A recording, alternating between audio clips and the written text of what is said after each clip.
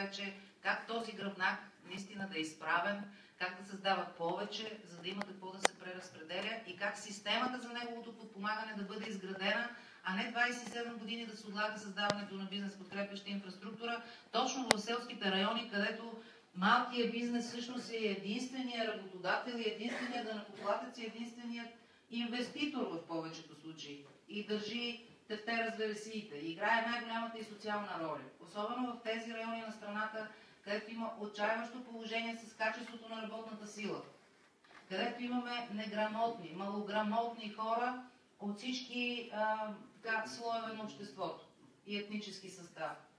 И тук идват многото въпроси, които ни заливат нас и които ни карат в много случаи дори да се отказваме от икономическа дейност, просто няма кой да работи. Така че в този смисъл, може би не точно от гледна точка на определението, за което вие споменахте в националната стратегия или в Закона за управление и функциониране на системата за защита на националната сигурност, член 2, защото и аз съм си извадила тук извадки от законодателството. Не е достатъчно да имаме законодателство. Трябва да имаме мислене, разбиране, осъзнаване на този процес и на тази роля, за да можем всъщност да дадем възможност на тези хора, на нас, да работим. Ние нищо друго не искаме. Искаме да работим, да създаваме и да имаме един достоен живот. Така, други колеги от експертите имат ли желание да вземат отношение тук в залата? Има също експерти. Може ли само една реплика? Да, заповядайте. Значи те политиците го разбират съвсем елементарно. Което доросъл от Плевен, разпределят нещата на своите хора и другите за какво да работят. Значи, то е абсолютно елементарно. Който работи на черно, някакси се оправя там да се скрие, колкото е по-дребен. И това е. Караш го по нормалния начин. Все до някъде стигаш и най-елементарното, което е да си хванеш шапката един ден да избягаш. Благодаря. Да, заповядайте. Представете се само. Добър ден на всички. Казвам се Виолета Александрова и съм експерт по земеделие и еврофондове. Засегнахте въпроса за земеделието. Към настоящия момент в програмата за развитие на селските райони са програмирани и предвидени много средства за малки и средни бизнес. Само че има един огромен проблем, че схемите за подпомагане се пускат по един изключително порочен начин.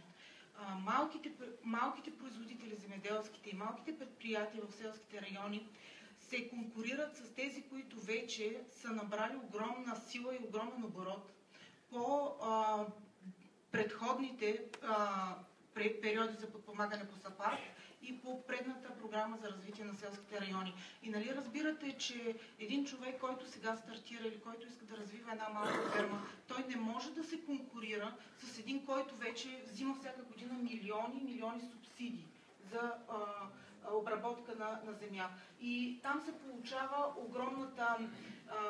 огромното противоречие. Хем зърнопроизводителите не са приоритет на комисията през този програмен период, но в същото време те акумулират и абсорбират отново всички фондове. А зеленчукопроизводителите и животновъдите остават пак без нищо, защото се пускат в една писта за конкуренция с едрите и те ги изяждат и за тях пак нищо не остава. Остава една мярка млад фермер, която по дефолт е доста опорочена, има доста несъвършенства по нея. Държавата не упражнява достатъчно голям контрол как се изпълнява. Голяма част от проектите са огромни нарушения и източване на еврофондове. Това и комисията вече го е признала многократно. И оттам се получава един супер порочен кръг, а иначе средства на България са дадени. Но те не се контролират, те не се отпускат в съответствие с предназначението и приоритетите, които ние сме си заложили, но не ги изпълняваме. Благодаря ви. Ако може да добавя само нещо. Мирослав Николов, също съм експерт по еврофондове. Искам само да добавя, че и към настоящия момент, това, което се развива, вие говорите за селските общини, реално те са много повече, отколкото областните градове, но като население са много по-малко. Отново се набляга, знаете как беше и мантрата, относно пътища, чешмички, градинки и така нататък. Колко от вас знаят, че по програмата за развитие на селските райони могат да бъдат направени, примерно, стоматологични кабинети или услуги, които могат да бъдат предоставени на хората. всички тези неща, които към момента са заложени в програмата и хората очакват някакъв тип развитие на инфраструктурата, реално не се случват, защото всичките тези пуснати мерки до сега са насочени единствено само към общо взето строителство и усвояване на субсидии. Затова по-добре наистина тези, които искат да развиват някакъв бизнес, да настояват всички тези неща, които са заложени. Не те първо трябва да бъдат залагани. Те са заложени, но реално не са стартирани, че трябва точно тези неща, които са заложени, просто да бъдат приложени и да бъдат изпълнени. Благодаря, господин Марешки, вие искате да вземете? Да се включа на защото после ще има другите тези и теми. Изключително съм благодарен за последните двама изказващи се, защото това не е един от най-големите приоритети и това е едно от нещата, с които разчитаме, че може да направим промени, които веднага да се усетят от голям кръг от българското общество и да доведат до така бърз ръст и на вътрешния продукт и на благосъстоянието на българския народ. Така че очакваме още по-конкретни, не си работим така или иначе, предложения, които гаранция, че ще работим да ги подкрепим, за да се получат и да направим това, което малко по-нататък ще каже какво искам да направим. Преди вас, господин Малджански, вие искате думата. Да. Момент само. Понеже 2-3 минути, кратки изложения по да. Заповядайте. Не мога да цепа само за 2-3 минути, така че ще бъда малко по-обстоен, защото имам анализ, има какво да кажа по въпроса. Йордан Малджански, научен сътрудник по животновъдство. 15 години наблюдавам този сектор, имам собствен анализ и имам разработена програма как да излезе България от тази криза, която може да се създаде само за 2 години 500 000 работни места и 300 000 в съпътстващи дейности. Значи ние сме единствената държава, която не можем да усвоим, не можем да усвояваме най-ефективно това, което може да ни даде земята като средство за производство. България произвежда най-малко продукция на единица декар. И ние губиме ежегодно, ежегодно губиме от това, че не можем да използваме ресурса земя, 100 милиарда лева. Значи ние получаваме 68 евро, Европа получава 280 евро, Холандия получава 1465 евро. Вие ги сметрите. При 45 милиона декар. Какво е моята програма? Моята програма е производство на храни. Значи единственото нещо, което никой не говори в тая държава, защото храните значи енергия, а енергията значи живот. Преди да говорим какво ще правим, първо трябва да се наядеме, за да сме живи. Точно и ясно. 80% от храните ние ги внасяме. Що ги внасяме? Чрез животновъдството, чрез производство на храни ние участваме в световния обмен на енергия. Защото тая енергия, която я поглъщаме, чрез работата я отдаваме и я пренасяме в продукта, който създаваме. И след това го обменяме. Когато ние не произвеждаме нищо, ние само сме консуматори на енергия. И за да може да се уравновеси човека, колкото поема 2500 калории, толкова трябва да отдава. Но той не го отдава. Разликата от тая енергия ние получаваме с външни дългове покриваме. Ето за това говоря. Защото цялата дейност на човешката дейност се казва работа. Това е, което предлагам аз. Всеки един в този отрязък, който се ще му намерим работа. Как ще поддържаме 300 000 души гладни в момента? На господина Наиза, защото глада е начин за убиване на хора, господине. И това е елемент от националната сигурност. Когато има гладни, аз написах на всичките, които бяха, включително на господин Марешки, когато гинат хора от глад, значи някой води война срещу собствения си народ. На коя страна ще застанете? Защото някой тая земя става вече, селена става излишен. Отнето му е правото да се труди, което разбира се цял живот това е правят. Да обработва земята и да храни нацията. Тази функция сега не е изпълняла. Селена е изгонена. Само когато създадем условия, те се върнат. Ако вие искате да върнете щъркерите, направете езеро. Ще дойдат жаби и щъркерите сами си дойдат. А не да говорим сега как ще раздаваме някакви 100, 200 и 1000 лева. Парите са платежно средство на вложен труд. Първо върви работата, тогава върви парите. Който говори, ще раздава пари и ще ги включва в така наречена, защото аз се занимавам популационна генетика. Да. Значи от Хубаво ви го каза жената, защото от тези 5 или 10 или 30 минути аз всеки един знае историята. Как сме ограбени, как не се създават правилно нещата. Това е история. А предложенията, те могат да бъдат казани в рамките на 5-10 секунди. Какво предлагаш? Значи, 2-3 точки предлагам това и това. А историята не всички я знаем. Защото няма нужда сега, ако всеки стане и почне да повтаря това, което ви го казвате. Че... Какво предлагам? Национална програма за производство на храни, която да изведеме и да задължим всички, които са политически сили и други, но те ще бъдат припознати, нали, от хората, които са ударени от тази система, да я подпишат, защото Министерството на земеделието не може да бъде политически орган и да се разпределят средствата така, както е, защото не функционират правилно. Сега има само схеми. 13 милиарда и половина са вкарани. Не казваме ми какво е. Ето, проявявам измяна на системата. Има моя система, която не... Тази система Борисов не работи. Значи смяна системата. Това е положението. Благодаря ви, понеже си много емоционален. Това е наш член от провинцията, който наблюдава сектора животновъдство и въобще не е безразличен. Абсолютно. И ние въобще не сме безразлични. И той смята, че чрез животновъдството ще създаде работа за малограмотните и неграмотните по селата. И затова трябва да има национална политика за животновъдство, много по-различна от тази, която в момента се води. Добре, само това обаче... Това искаш да кажа, той понеже много така емоционално на... Не, долу-горе го разбрах, но нещо подобно искам да се върна само в началото. За да не говоря високо, че се сега, двете неща, тук от колегите, които бяха казани в началото и сега от този господин, тук беше казано да напишем, че ще мислим за малкия. Те и сега мислят как да го ограбят и си го спазват това и си вървят и са си го постигнали на 100%. Национална стратегия за земеделието. Тук вашето как го бяхте кръстили, че малкият и среден бизнес е част от националната сигурност. Да, елемент на националната Елемент от така. Значи ние под такива общи фрази няма смисъл да се разписваме. Другите ще ви се разпишат и ще няма да направят. Ние обаче сме готови като конкретни неща, т.е. какво конкретно виждате за малкия и средния бизнес, 5, 10, 15, 20, 30, 50, колкото и да са, но конкретни неща.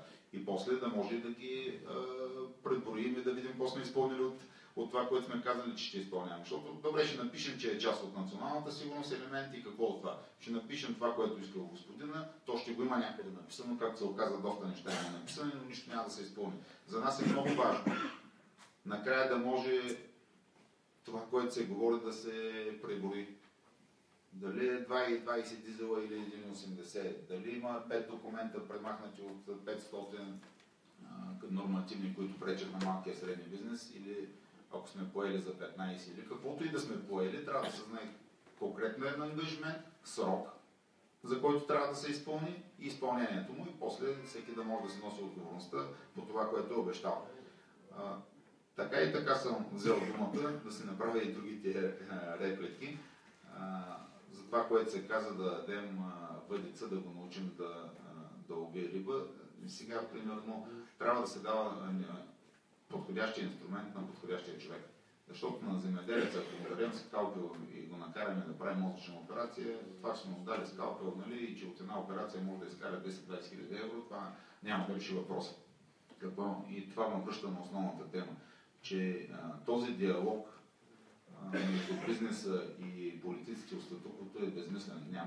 Няма смисъл да бъде воден от някой, който е показал, че не му е там мястото. Ние сега да го учим как 27 години не си е свършил работата, но ние сега ще му дадем инструментариума и то от тук ще почне да се я върши.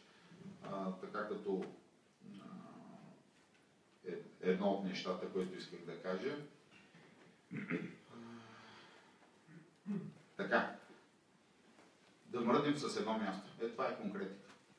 едно място, просто ако трябва да мърдаме с едно място напред, по-добре да живеем, това просто никой няма да натърпи, никой няма да не чака и не е и това смисъла на нашата формация ВОЛЯ.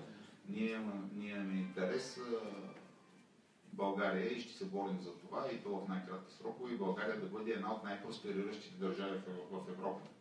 От всички изказвали се тук, хора от различни професионалисти в различни области, казват, че всичко е лесно. И това е лесно, и това е лесно, само че никой не го прави. Аз съм на същото мнение, че ние сме на практика един град-държава и имаме всички дадености и с много бързи темпове може да направим това нещо и това ще бъде нещото, което ще върне и децата ни от чужбина и ще докара и всички други сега, където ни ходим да ги гледаме, ще ги докараме те да идват и да гледат нашите красоти.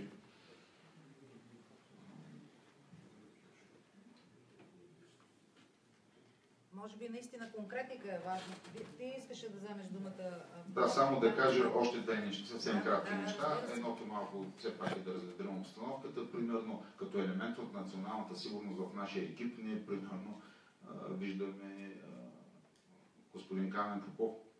Той примерно не защитава от псевдонационалистите, от фашистите, така да се каже, и се бори за истинския патриотизъм да се върне, защото ако имаме истински патриоти във всички сфери, било то земеделие, малък бизнес, икономика, енергетика, няма как да се случат всички тези безобразия. На нас трябва почтени хора, а за да намерим почтените хора, трябва да изобличим непочтените. И ние един по един почваме да ги изобличаваме. Така. И последно само, примерно, мултимилиардни компании от Европа много добре знаят кой съм аз. Защото с своите действия съм направил впечатление. Те са по-големи от мен, но много добре ме познават от Европа. Същото е примерно и за Григор Димитров. Показва качества и всички в света го познават. И куп други българи, които са постигнали различни висоти в различни области.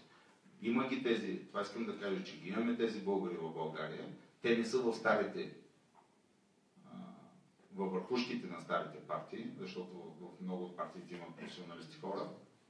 Дори и тези, за които стана въпрос в другите партии, които са професионалисти, трябва да се откъснат от загниващите им формирования, да дойдат пред нас, за да свършим работата.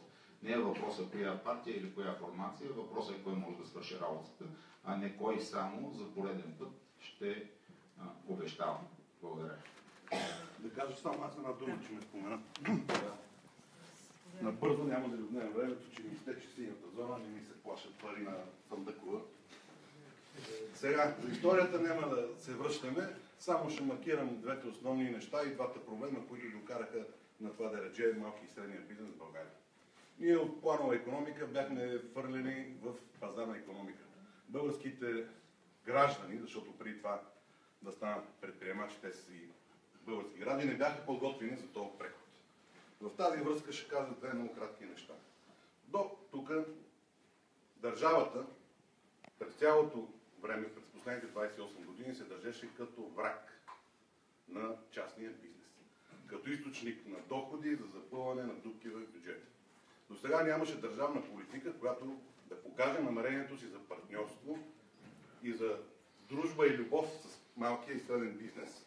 Защото много добре знаете, че без приходите, които той дава и би могъл да дава, защото българският предприемач е инициативен, но той не работи в нормална среда и няма нормални условия за правене на бизнес. От тук нататък веднага правим релацията с националната сигурност. Ако няма работеща икономика, държавата няма да има достатъчно приходи за да покрива разходите си за отбрана, разходите си по издръжка на службите, които отговарят за националната сигурност. Ако малкият и среден бизнес, тъй като колегите многократно споменаха, че той представлява над 90% от българската икономика, не генерира приходи, той няма да плаща организирани данъци. И парите от тези данъци не могат да отидат за плащанията по линия на държавния бюджет. Така че, с две думи, наистина до момента няма акцент върху взаимодействието на държавата и малки и среден бизнес. Това е така, защото ни управляваха хора, които не се интересуват от малкия и среден бизнес. Управляваха ни последните 10 години, особено хора, които се интересуваха да ни върват взаимоотношенията с европейските грантове и техни фирми да получават огромни средства. За малкия и среден бизнес има една агенция за подкрепа и развитие на малкия бизнес, която освен да заведе 3 души приятели на някой панер, до сега нищо друго не е направила. До сега тя не си помръдна пръста да направи една информационна програма, да покаже на малките и средни предприятия къде могат да участват, от какво най-вече трябва да се пазат, за да не бъдат в конфликт с държавата. С 2 думи, ето го, това е написано. Липсата на политическа воля до момента докара българския предприемач и бизнесмен да се чуди как да свършим двата края, да фалират над 3000 фирми, малки и средни, през управлението на Борисов 1 и 2, без те да бъдат по никакъв начин компенсирани. От тук нататък, наистина, в резултат на експертните мнения и предложения на хората, които сме се разбрали тук, се надявам това нещо да се промени. Благодаря. Аз имам първо да ви се представя. Казвам се Атанас Мавродиев и съм бизнесмен. И се познаваме. И се познаваме с Камен много добре. Повечето от хората ме познават в сектора с недвижими имоти. Аз бях представител на Джон Класел 5 години в България, преди да дойде правителството на Борисов. След това се пренасочих моите средства и инвестиции в сектора земеделие. Инвестирал съм над 10 милиона лева в сектора земеделие и ще ви кажа, и съм посветил 7 години. Ще ви кажа, че един проект да изпълниш по европейски средства тежи 200 кг. Това е бумащина, бюрокрация. Това, в крайна сметка, ние обикновените бизнесмени, които и реших тези пари не да ги инвестирам в София, защото може да ги инвестира в големите градове. Аз ги инвестирах там, където съм роден. Моят роден край е там, където е моето място. И знаете ли какво получи? Получи се точно челно с бъдка, с корупцията и смятам, че най-големият проблем на нашето общество, този проблем вие не го засегнете, между прочим, е корупцията. Това намачка нас, бизнесмени, това намачка нас, предприемачите. Аз съм платил милиони леви данъци на тази държава, а в крайна сметка нищо не съм получил. И когато отида и сега в момента давам тук, ето Мирослав Николов, също спомена, той е в сектор земеделие, аз затова взимам думата. Просто искам да ви кажа, че изопачавам 7 години се боря с демокрацията, показвам данни за фрапираща бюрокрация. Искам да ви кажа, че по местните земеделски служби това е хранилка на малките партии, особено на БСП. Значи, началники на земеделските, ето сега пак скоро излезах в Пловдив, града на Гергов, пълно информационно затъмнение. Знаете ли колко представители дойдоха? Точно вестник Марица, БТА и Българско национално радио. И колко и какъв отзвук получихме? Никакъв. Нашата дума никъде не се чува. Това, че сина на кмета на селото Яким Грубо източва по 100 000 лева на година, ще е декларирал примерно 600 декара баща или вади, а той не е животновът и няма право да го направи това нещо. И лично му го е дал началника на земеделската служба, никой не говори. 100 000 лева малко ли са? В крайна сметка тези пари, тази корупция отива в наливането на кашиката на БСП. И това нещо искам да го заедва, аз затова съм тук. В крайна сметка това намачка нас. Когато аз отивам, аз не съм ръбопознаван, аз съм инвестирал 10 милиона лева и в крайна сметка всяка година имам приходи и плащам данъци. И един вчерашен пиклю на 25 години с един фърчащи лист взима 100 000 лева, без да си е поклатил пръста. Това не е ли бюрокрация? Това искам да се обърна към вас. Благодаря ви. Няма как да ви благодаря за тези работи, но все пак, че не стана дума за това, защото все пак се бяхте събрали да говорим за конкретни проблеми, но дори темата малък среден бизнес, първата дума, срещу която се борим, срещу смисъла на думата се борим, това е корупция. Това е изведено като пръв приоритет, защото сме абсолютно убедени, че точно корупцията, освен че мачка малкия и средния бизнес, тя създава и картелите, и монополите, и контрабандата, и съсипва държавата ни. Така че всъщност тук сте абсолютно прав и нашето верою, защото ние тръгнахме като борци срещу картела, но за една година във всичките тези срещи просто се избистри и мащаба стана много по-голям и всъщност първата ни дума, преди картела и контрабандата, е корупцията. Тя създава всичките тези други неща, тя намачка нас, защото и аз и като по-малък, и като среден, и сега като по-голям също не могат да изпълня нито един европроект. Не знам как така пък в нито една от сферите, в които работя, не можах да стана интересен за европроектите и да направя нещо за хората. Аз за себе си вече в този живот нищо не искам. Постигнал съм всичко, така че корупцията изкоренена. Тези всички, които ги казахме, или роби на малкия, средния бизнес, въобще на бизнеса и на гражданина на България, или по затворите. Но затова трябва съвсем леки корекции, наказателна отговорност за някой бюрократ, който не се върши работата, а не примерно на 10-я ден, когато трябва да издаде документа и не го издава. Ако знае, че първо глоба, после в затвора, ще си издава документа точно на деня и няма да рекетира никого. И за това безобразие и за куп други безобразия, тази безотговорност, това няма как да се случи.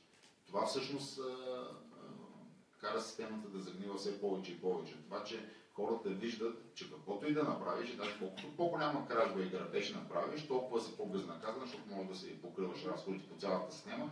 Това ни пречи да се отблъснем. И това ще бъде първото, което ще променим. Това не е важно. Няколко човека знаково, веднага, бързо, после системата. Аз няма да забравя, когато, не знам дали спомняте, когато имаше криза с горивата. Как имаше такива, той човека не е от добро отшил да се натовичка един мъртуч да точи резервара на някой друг, обаче от новините постоянно зомбираха, как сега. Нали, постоянно това се случва, е много масово, безнаказано и хората нали, всеки почва да краде на съседа бензин. И обаче пък един военен, нали, за който тези 20-30 литра бензин са му нещо, с което първо може да му зависи живота, здравето, той покачил един докато точи и го застрелял като кучина. Че просто трябва курмови закони, след като всичко е прогнило толкова много, трябва да има наказателна отговорност, трябва да се започне от върхушката, защото не е дребният чиновник или някой селски кмет да е най-големият престъпник. Най-големите престъпници са тези, които са били в парламента и в министерските съвети през последните години, след като под тяхно ръководство държавата е станала най-корумпираната и най-бедната в Европа. Благодаря.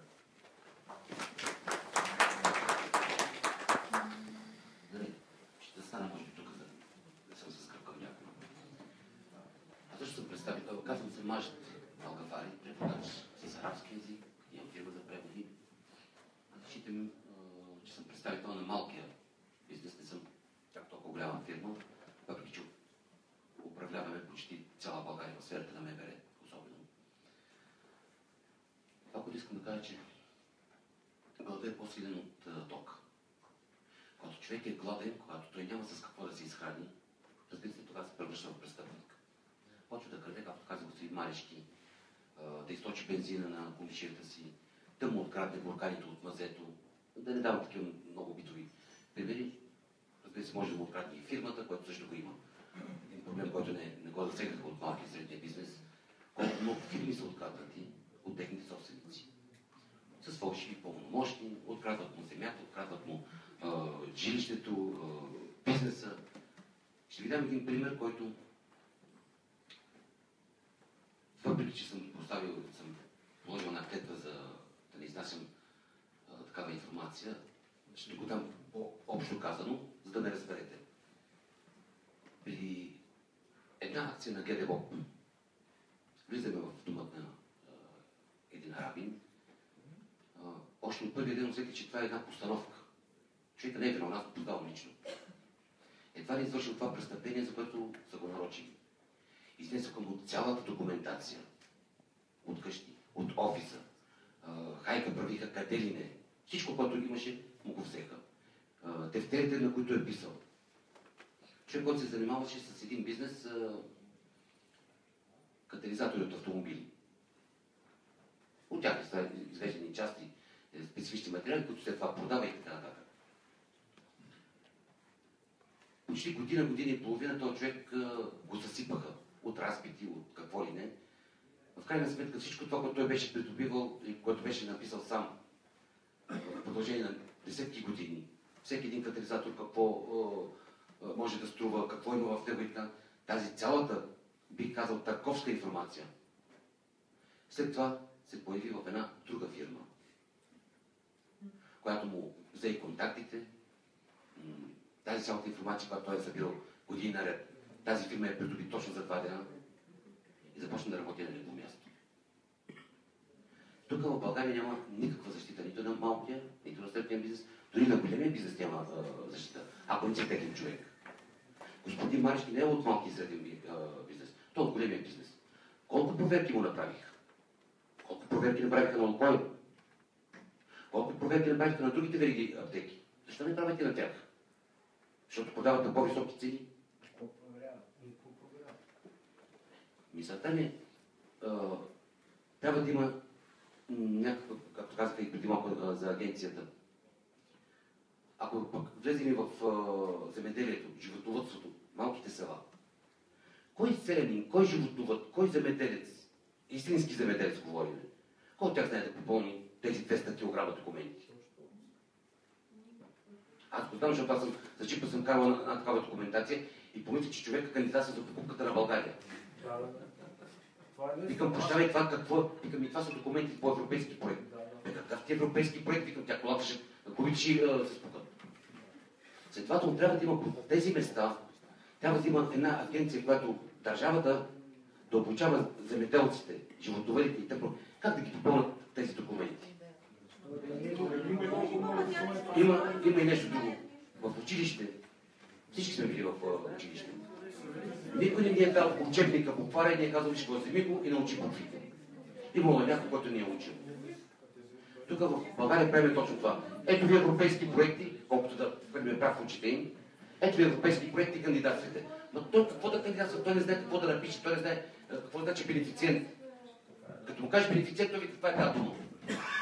Само вчера баба Пенка да й кажеш касов апарат. Тя такова нещо не е виждала. Следователно по тези места, за да се възстанови този бизнес от началото отдолу, ние трябва да му помогнем. Той сам няма как да си помогне. Само с обещание, че виж какво, ти, нали, тук сега европейски пари ще докараме, ти се възползваш. Как се възползвам, аз няма? Не знам какво да направя. Ние трябва да отидем при тях, а не те при нас. София не е център на България.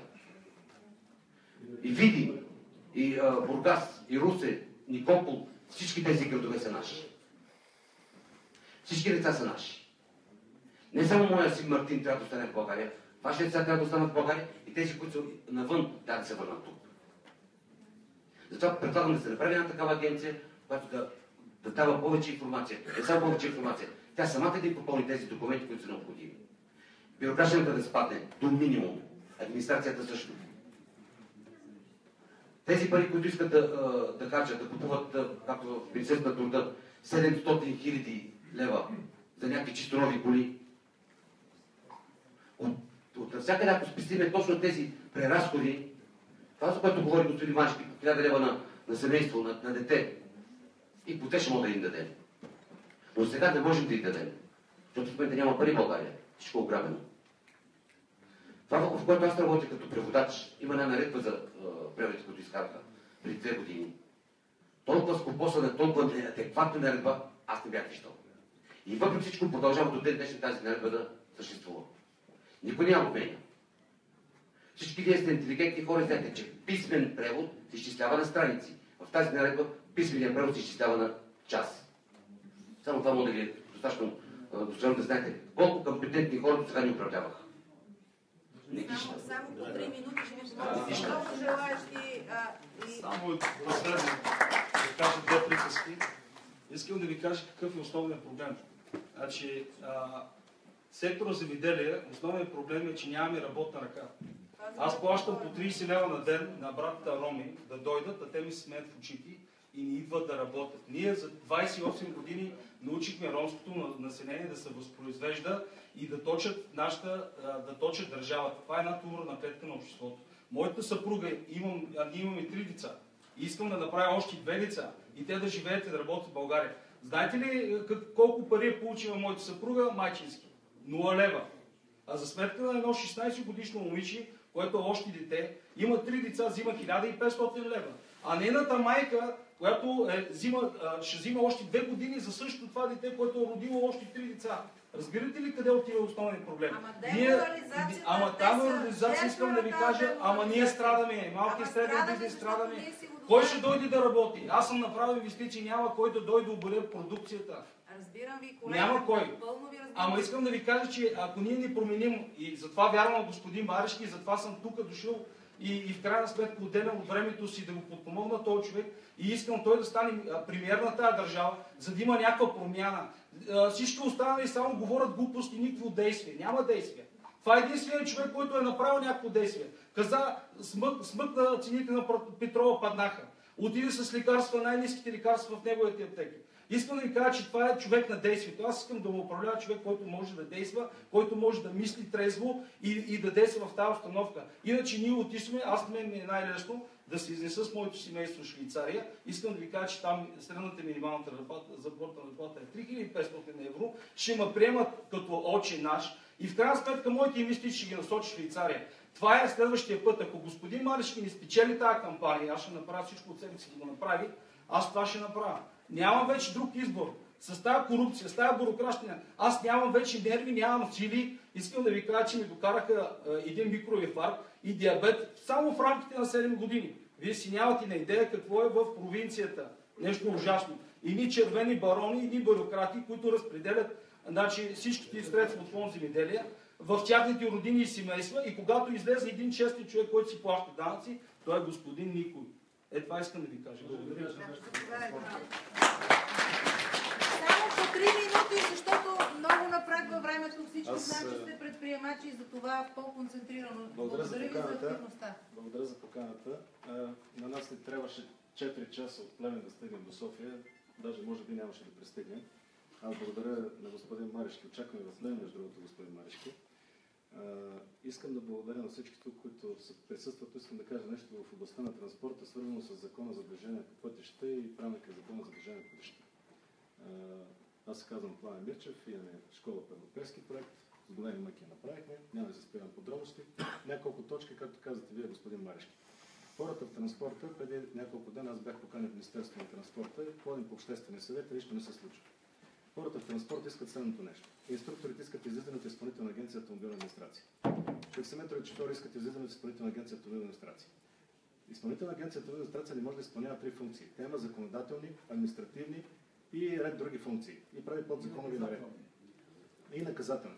Затова нашето мнение и въобще в областта на транспорта се дойдете точно на място. Искаме да прегледате малко с вашите австрийски колеги в областта на транспорта. Знаете, че имате добър експерт. Съжалявам, че не го виждам. Тук е, да. Здравейте. В областта на австрийския начин на обучение на инструкторския бранш, германския начин на таксиметровите водачи, които до 9 места не се иска думата превозвач. Въобще няма превозвач там. Вие знам, че сте запознати с тази област. Там директно хората са към общините, фирмите, плащат се данъци. Този алтернативен данък, който измислиха в момента управляващи, това е съсипване. Във Варна само ще ви дам един пример, защото контактуваме там с един бос таксиметров. Извинявам се така за израза, без да споменавам имена. Той казва, че в момента във Варна работят 800 таксита. Останалото нищо не работи. Така е в другите неща. Така че ще ви помоля да вземете отношение по транспорта и тази изпълнителна агенция автомобилна администрация много и моля. И трябва да се преструктурира и трябва да се закрие. Благодаря. Още едно мнение, заповядайте, господин Божинов, в тази връзка. Добър ден. Господин Марешки, хубаво е, че се виждаме, че разговаряме и че сте първият човек от политиката на дена, който уважи нашата покана. Но ние вече 17 години се нагледахме на хубави обещания. Говоря за Националното сдружение за малък бизнес. С кой ли не сме се виждали, с кой ли не сме подкрепяли. Като почнете от СДС, НДСВ, ГЕРБ и така нататък. Всичките имат нужда от нас, от нашата подкрепа, от нашата солидарност, но нито един не ни препозна като нормален партньор. В какъв смисъл?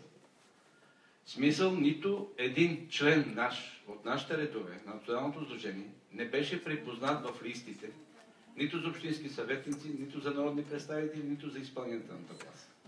Просто никой нямаше коража, освен личното си обкръжение, да лансира някой друг. Това за нас е изключително важен критерий за бъдещите намерения на всеки един, който иска да управлява. Ако ти разчиташ само на тези, които са около тебе, които ден се хвалят, които ти издигат в колко, които те обслужват, без да препознаеш други партньори, доказали с живота си и с делото си, че не са властолюбци, но милеят за родината си, пак ще се върне старата песен. Зато и моя апел е, ако припознаете в Националното сдружение за малък бизнес свой партньор, а мен много ми се иска да е така, помислете с кои хора ще продължите напред в политиката.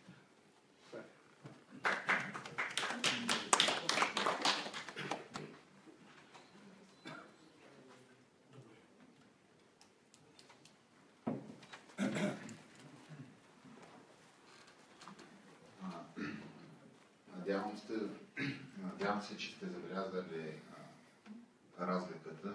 Нямам нищо общо с Корнелия Нинова, Румен Овчаров, Румен Петков,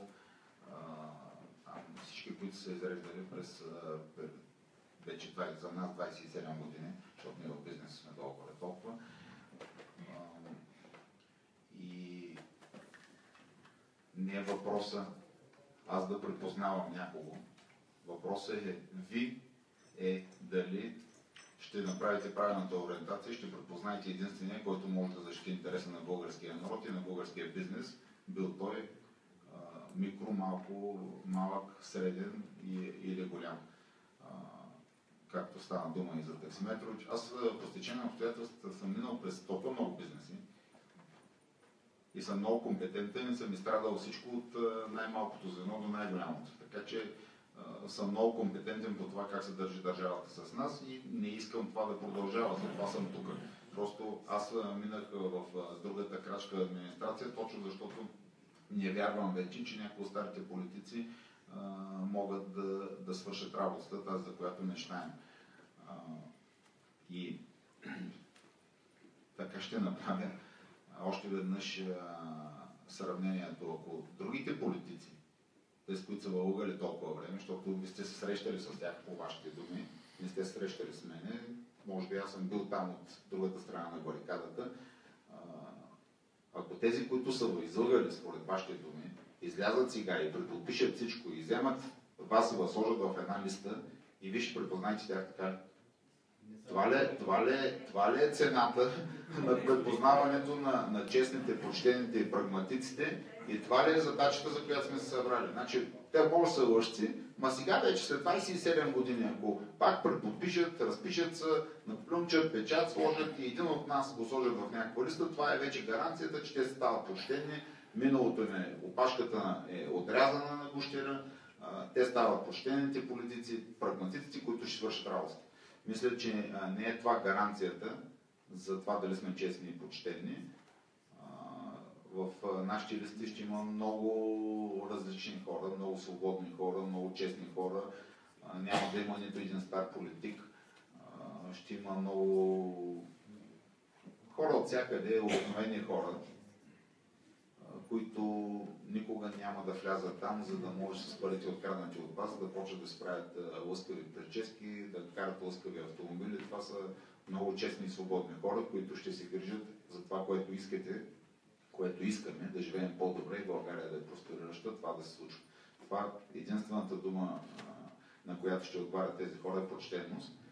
За тези, които ще бъдат след това в изпълнителната власт от наше име към почтеност, добавяме и професионализъм. И това са единствените неща, които ме интересуват. Ние считаме, че ако един човек е почтен на първо място и професионализъм в своята област, той ще свърши работата, така че да е в полза на българския народ и държава.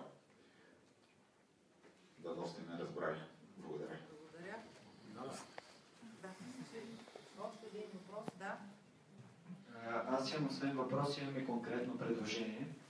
Като представител на младите хора, казвам се Атанас Махлелев, все пак смятам, че и ние като хора, които първо ще навлизаме първо в малкия и средния бизнес, трябва да изкажем нашето мнение. Аз в рамките на 2 минути имам конкретно предложение. Моето мнение е, че ние, докато седиме тук в момента и си говориме, 10-20 млади души в момента заминават, разочаровани от бюрокрацията в България. Искам да кажа, че в България думата бизнес за младите е все още мръсна.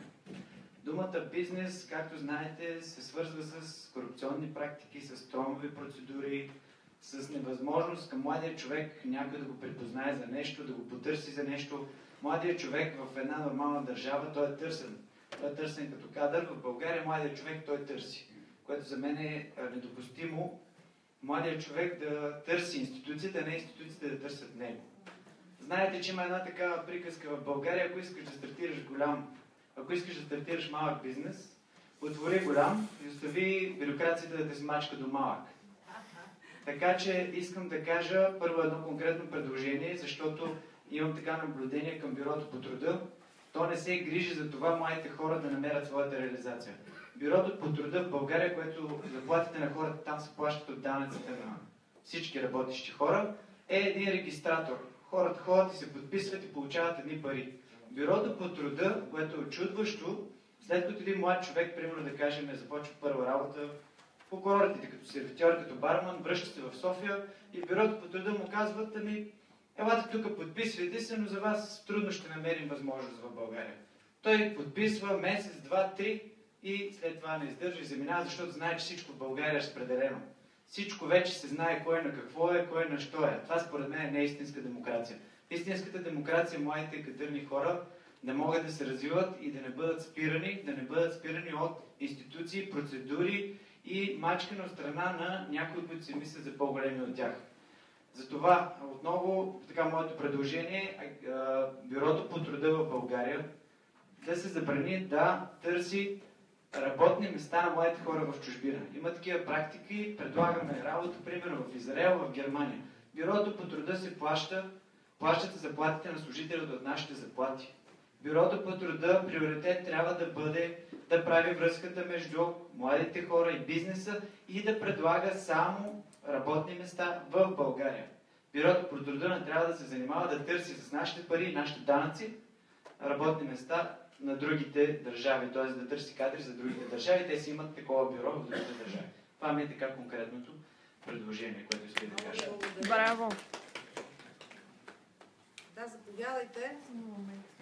Само момент, ще Стефан Аксиев се казвам.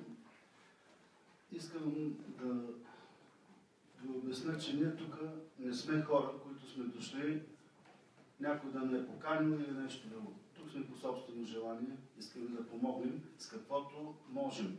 Всеки в областта си. Считайте, че няма да остане една област неразгледана, необсъдена и непроменена в тая държава. Ние говорим сега тук, тая област, другата област, земеделие, всеки има проблеми. Ясно е, че няма област, която да няма проблеми. Всичките неща са градени така, че да създават трудности за малкия, средния, да и за големия бизнес. Няма сфера, кажете ми една сфера, която да работи качествено в България. Една покажете. Банки. Добър интернет. Банки.